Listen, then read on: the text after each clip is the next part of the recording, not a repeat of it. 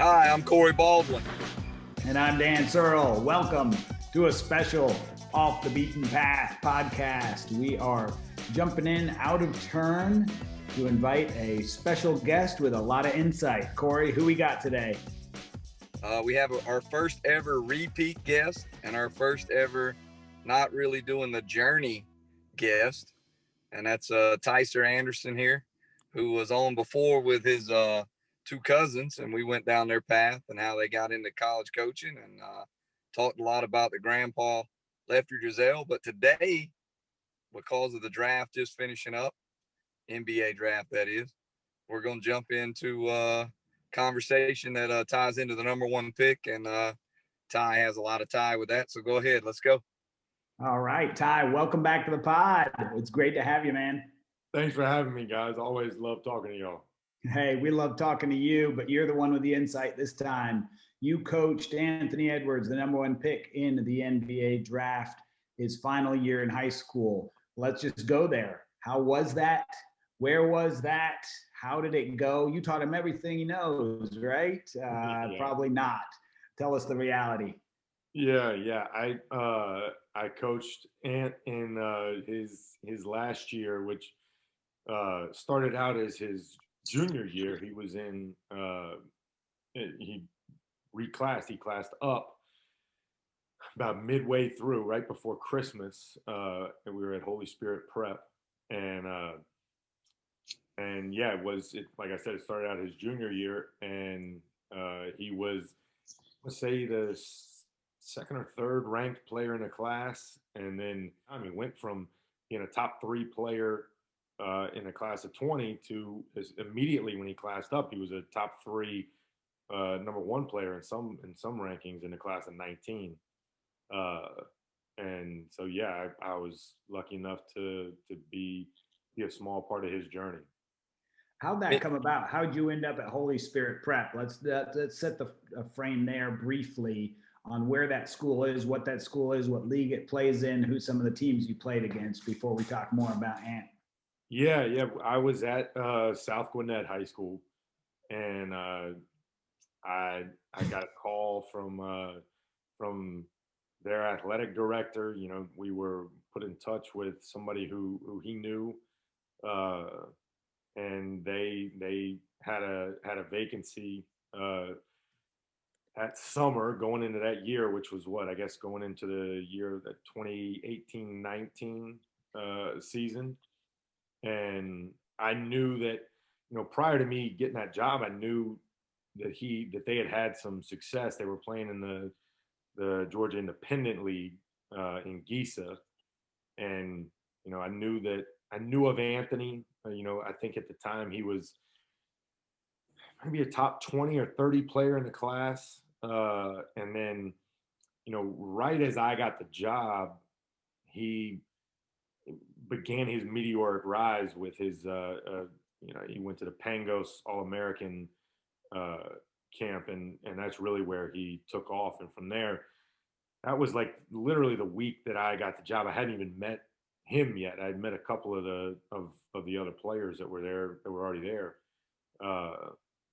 and then he was at the NBA Top 100 camp in Charlottesville, Virginia, and I went up there. That's where we first met, and yeah, so that happened that summer. And I mean, literally, he went from being a top 20 or 30 player to like burst on the scene, as we knew right away, like this kid was going to be an NBA player in a matter of a few years.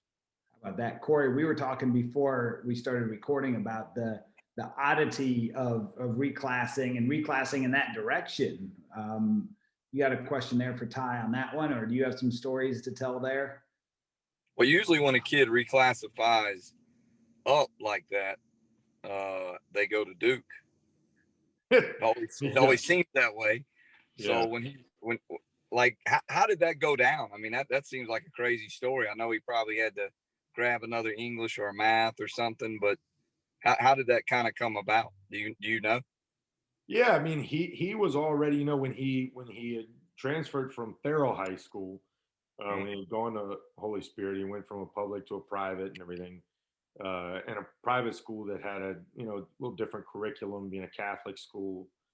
Uh, and yeah, I mean he was old enough. He was old enough to be able to reclass. Like it wasn't. He graduated with the people that he would have age wise he would have started when he was when he was little. Uh, and he did have to take a couple extra classes, and but he worked his butt off in the classroom to be able to make it happen. There was never any. I mean, you look at he was able to go from, like we said, go from being ranked that high in one class to being ranked that high in another class. There was no question that Anthony did not need another year of high school basketball. That Right. was an example of you know the system being able to work. Like if he had been in high school for another year, it wouldn't have served him any other purpose. Like physically, mentally, emotionally, like the kid was ready to move on. And especially on the basketball front, that's a really good point. When you reclass there, another year of high school basketball doesn't serve him well. That's a yeah, good it little wasn't going to do anything for him. Yep, that's a good little framework on the background between Holy Spirit, your position, and his reclass there. Yeah. But what we want to know is who is this kid? Is he a good kid? Is he just a baller? What kind of person is he? Tell us some stories about him from that first time you met him at the NBA camp to coaching him throughout the days there off the north side.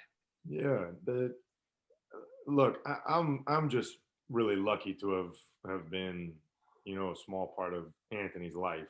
Uh, he's an extraordinary human being, and that's what anybody who will listen, I'll tell them how special I think the kid is, and how well I think he's going to do at the NBA level.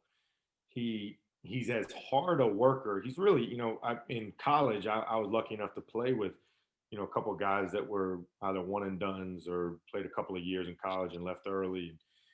At that age, he's the single hardest worker that I've come across.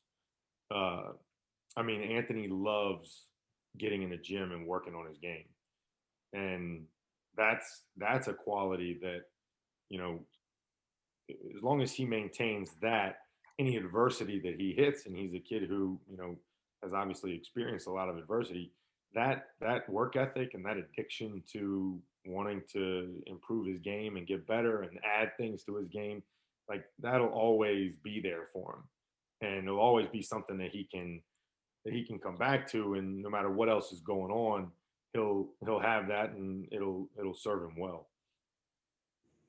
I'll tell you, I give you a story that I thought was pretty neat.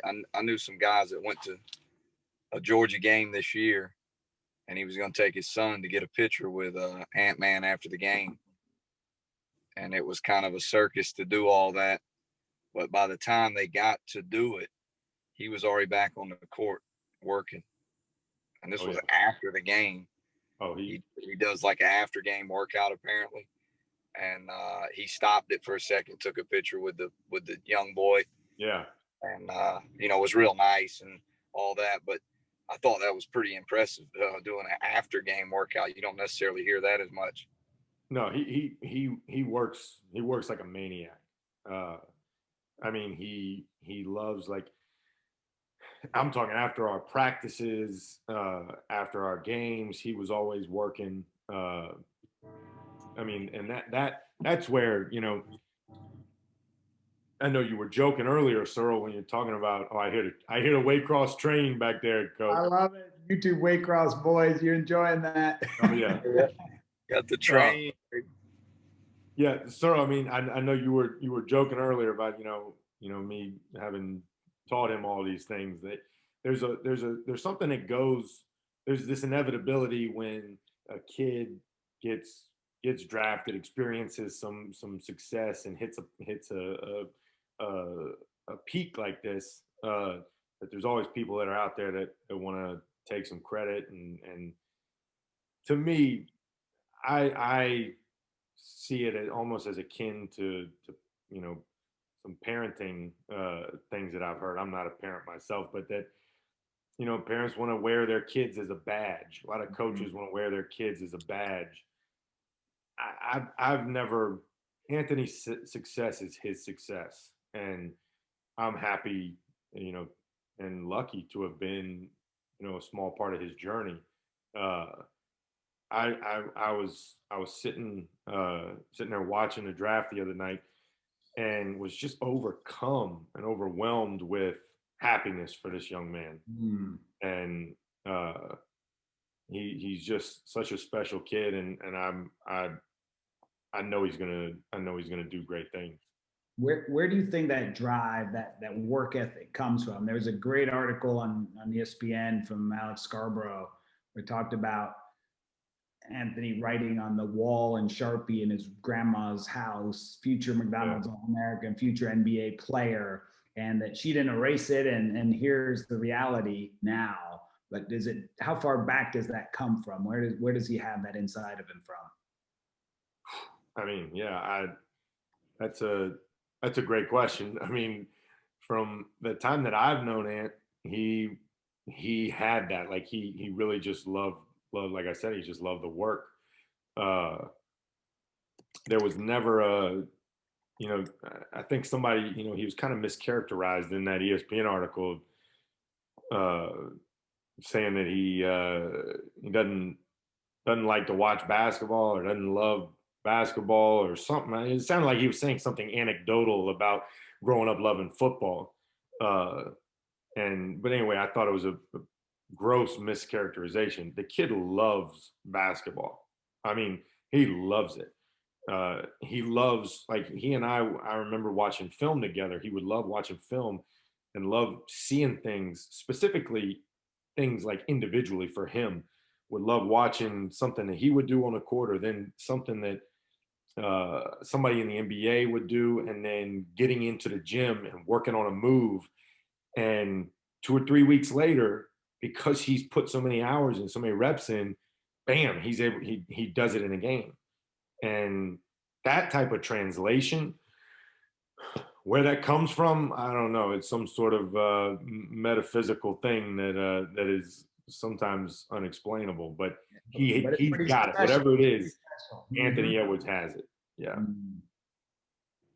Well, I think something that I think is pretty neat, tying into what our show is, off the beaten path. He's as off the beaten path as you can get for a first overall pick.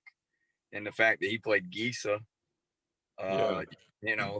probably not a lot of 7A high school guys even know what that is in the state of Georgia. But I also think it's pretty neat that he was able to have a different coach his last year in high school, as a guy that was going to be projected a lottery pick, with all these colleges recruiting him, and he, took to coaching and took to you. I think that says a lot about his character as well. Yeah, look, he was always a kid, especially in some of those Gisa games. And this is certainly not a knock on Gisa. I mean, we made it to the state championship and came up a little short. There's some good teams all over the state, but he was a man amongst boys. Like he wasn't in the same league. And for him to maintain, the focus that he did, and to stick with our team concepts and everything is, that was certainly a daily challenge. And for somebody, I can't imagine. I've never been in a situation where I'm that much better than the people around me as he was. Everybody else, right? Yeah, everybody else. And especially at that age, I mean, I talk like his aptitude for basketball is extremely high. It's extremely high. I mean, the way he would pick up on concepts was quick always, but his EQ is equally as high. I mean, the way that he never got too high or too low. When things were going great, he was still the same guy as when they weren't going great. And Ticer, Dr. Ticer, tell us what EQ is for all our listeners. His emotional intelligence, like his emotional intelligence was so far ahead of other kids that I had known at that age. I know it was certainly further ahead than I was at that age. to have that kind of notoriety and that recognition at such a young age with, with all the things that he had been through, yeah, I mean, was just, it was special to have been around him, and those are the things that will make him successful in basketball and whatever he does. That's a good point. And you've already hinted at it, but what kind of teammate was he? Can you describe that a little bit, or is there a moment or a huddle or a practice? Yeah, so anecdotally, one thing I can tell you is that he, every time, and we had all the heavy hitters that were coming through practice that year, Roy Williams and Penny Hardaway and Bill Self, and I mean, we had all of them were coming through. Every single time that one of those guys would be at one of our practices, Anthony, before they left, Anthony would make a point to introduce them to all of his teammates. Mm-hmm. And to me, that was a kid who didn't misunderstand or didn't overlook the weight of that for these guys around him. Even though he knew, I mean, Anthony knew how good he was. He knew the work that he had put in. He knew there wasn't no accident that he was in the position he was in, because he'd worked his ass off. But he knew also that how special it was for his teammates that were in this position just by proximity to him. And he wouldn't let that go, wouldn't let them leave without making them feel a part of it. And they all loved him. I mean, he's an easy kid to love. A good example right there. Thanks. All right, so all these coaches roll through Holy Spirit here in Buckhead. What give me some of the give me the most obscure coach, like a guy who maybe wasn't what you thought he would be, and then give me who was the coolest guy out of the big hitters. All right, so well, for one, I got one time I got a picture because we had Murray Bartow was in there, and then John Crimmins from Georgia Southern. Murray was Coach Bartow at the time was was the interim head coach at UCLA, and John was in there. He was an assistant he's now at James Madison, but he was an assistant at Georgia Southern. He was recruiting one of our other kids, and me being Lefty's grandson and everything, we had the kid, the son, and the uncle and the grandson of some pretty legendary basketball names that were in it. So that was one that I remember that cool. That day. That's pretty cool. Being pretty cool, yeah. Did you speak to him before the draft, after the draft, anytime recently, or not really? Yeah, we talked. We talked before the draft. We talked a little bit. Was he excited about a certain team or not really? Didn't even talk about that. Yeah. Makes sense. Didn't even talk about that. I just told him how much I was thinking about him with the draft coming up, and how proud I was of him, how much I loved him, and that was it. I think one neat thing for some who are watching this, I know sometimes we get on as coaches, we all do it, sometimes intentionally and sometimes not, but we take so much away from guys' moments. You know what I mean? And I think that's awesome that Tyus is so laid back. That's not his personality at all. And he, Searle started it with, the joke that you take all the credit, but obviously, you've taken none.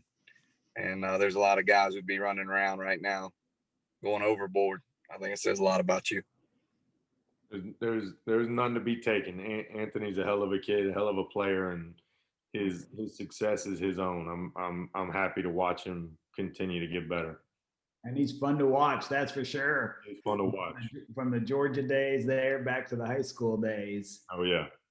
Did you talked and said, hey, wishing you the best, but did any of the NBA teams call? Did they check back to the high school days? I know Minnesota was talking about 1,000 interviews as they get ready for their draft. Oh yeah. All that's definitely happened. For the last year and a half, I bet you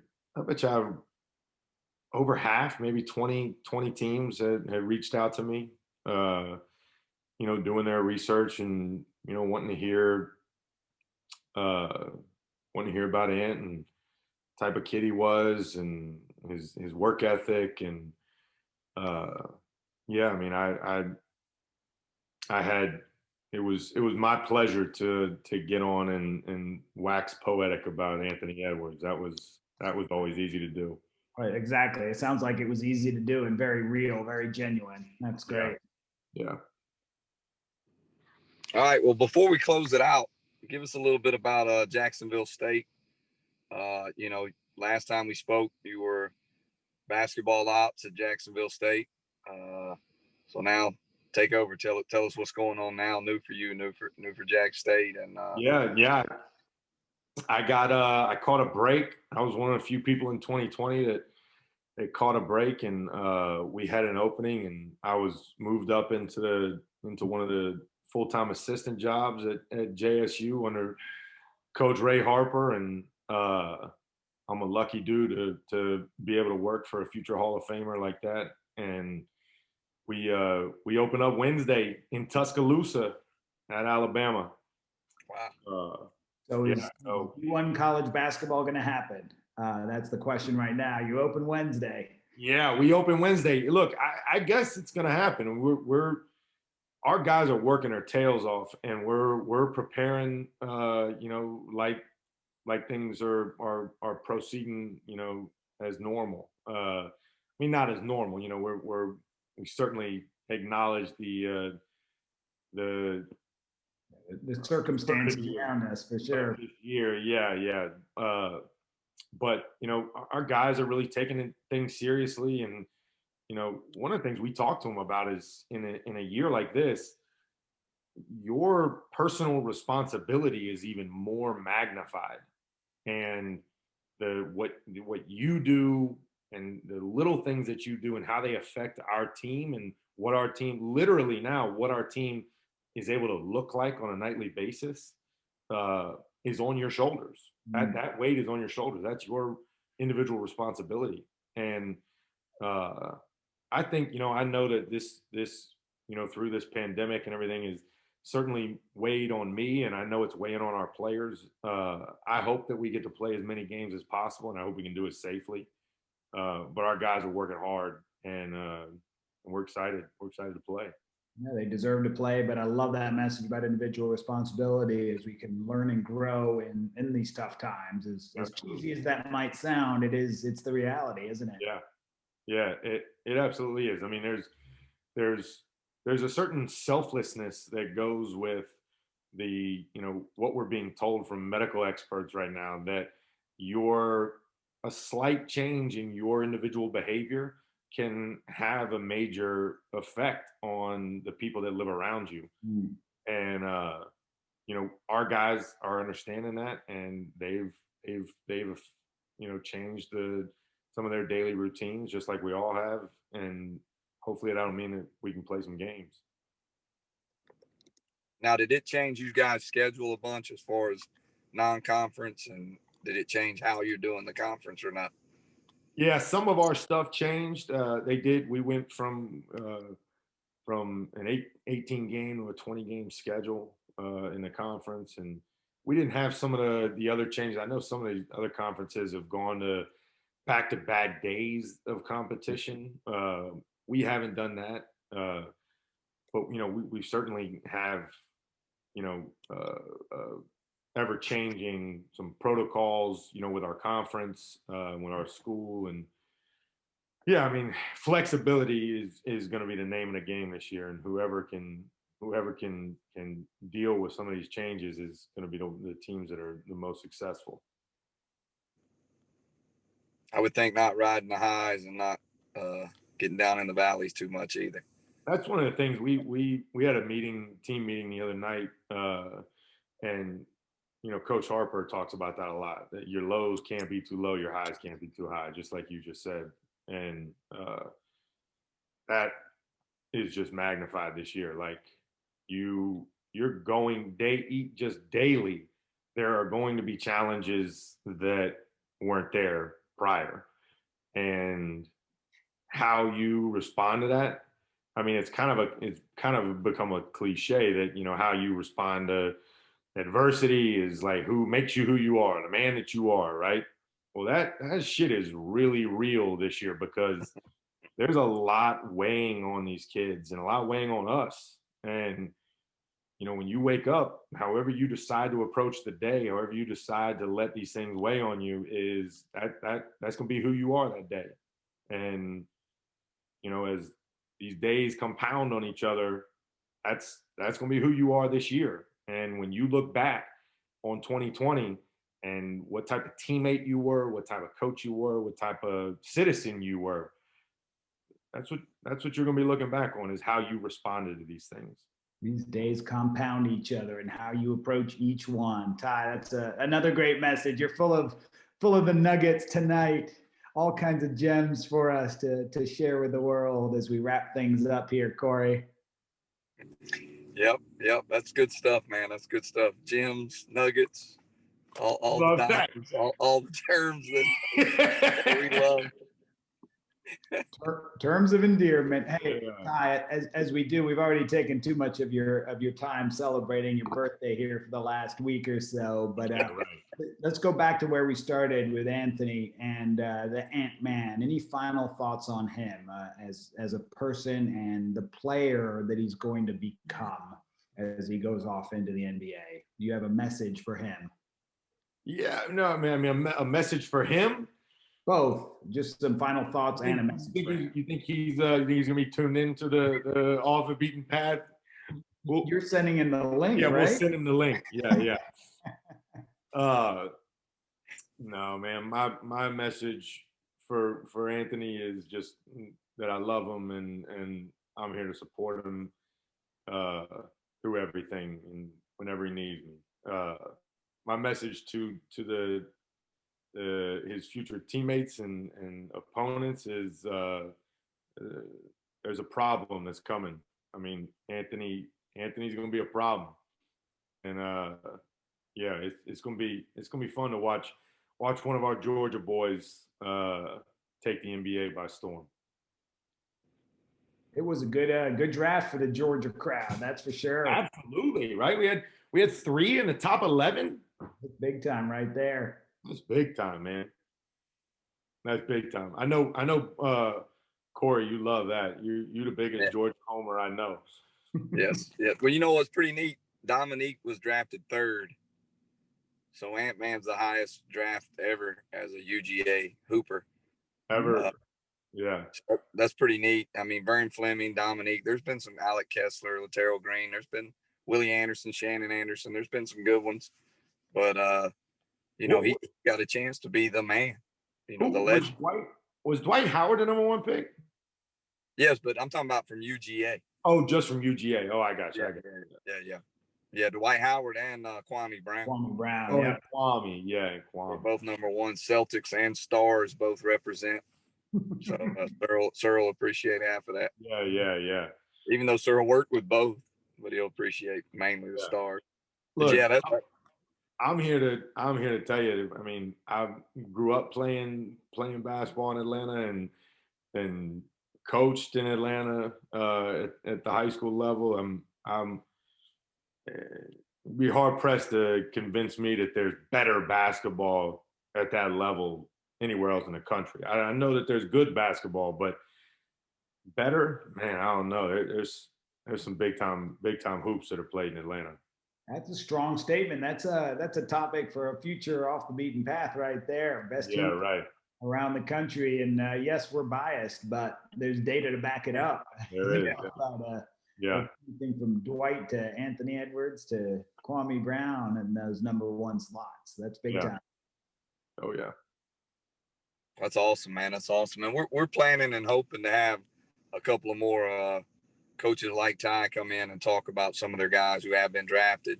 I think this will be a good concept to add into off the beaten path. Absolutely, yeah, definitely. You got some guys that can come on and talk about these dudes that are getting ready to play at the highest level from the Peach State.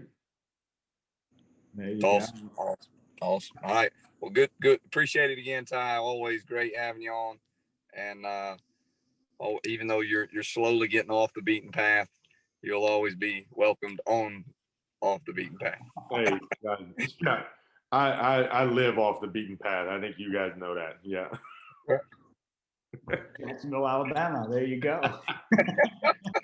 Absolutely. All right. Hey, so follow us, follow along on the other adventures with Instagram and Twitter. Instagram's Off Beaten Path Podcast, and that Twitter handle, Off Beaten Path with a little underscore. So follow there. This is Ty Anderson, assistant coach at Jacksonville State. But Ty, thanks for those stories and moments about Anthony Edwards, #1 pick overall in the NBA draft this year. Absolutely. Thanks for having me, guys. Love y'all.